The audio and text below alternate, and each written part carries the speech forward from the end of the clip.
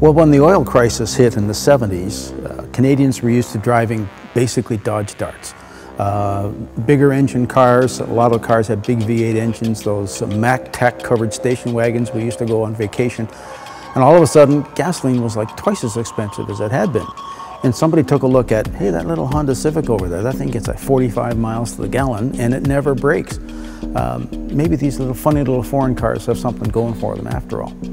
And I think one of the offshoots of that is that kids that grew up in that era, they didn't ride in the back of Mac-Tac station wagons. They probably rode in the back of a Honda Accord.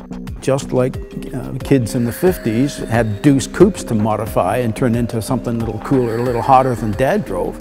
All of a sudden you got a Honda Civic. What can I do with that? Well, I can slam it, I can put a turbo on it, I can put wheels, tires, suspension on it. Presto, we got a whole new field of customized, modified cars, not based on the stuff that I grew up with, but the stuff that these kids grew up with. So that's where your hot Civics and your hot Mazdas came from.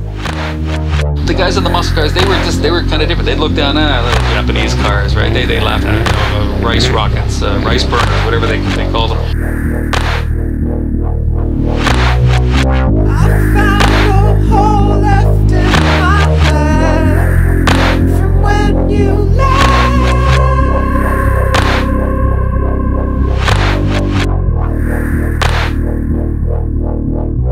If you have a big, loud, obnoxious wing and big, loud, obnoxious exhaust and driving inappropriately, cutting people off, weaving in and out of traffic, you're kind of digging your own grave there. Yeah, the older you get, pretty much the smarter you get. Taking a small light chassis, putting a large engine in it is a great way to build a car. The muscle cars did it that way, and that just all carried over onto the Honda side as well. And I found out from a friend of mine who lives in Saskatoon, Saskatchewan, that there's a surprisingly active culture for right-hand drive, hot-shot Japanese imports in that part of the world. And they figured, Saskatoon? They're driving pickup trucks on dead straight roads. You can see your dog run away for 4 days.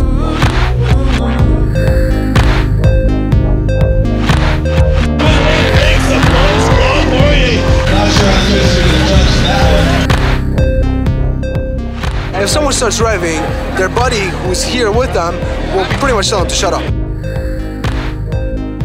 They'll be ruining it for everybody else. It's unfortunately, it's the street racing reputation that has put an effect on us who are trying to do this all legally and legitimately. I think it needs a little more promotion and maybe even giving the kids an opportunity at Downsview Park. It's not used on Friday and Saturday nights. Maybe the police and the Mothers Against Drunk Driving, the PACER program could come together, put something, if the government would bypass it, on Friday and Saturday nights at Downsview Park so that, you know, these younger generation could come out, drag race their car, beat the hell out of them, have fun with it, but at a legitimate, legal way of doing it. Hey, that's really cool. I could see myself doing that.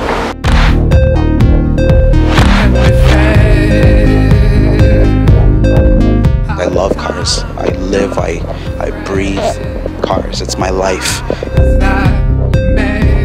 I joke with my staff, you know, Canadians are a bunch of imported people driving imported cars. I'm far from Japanese.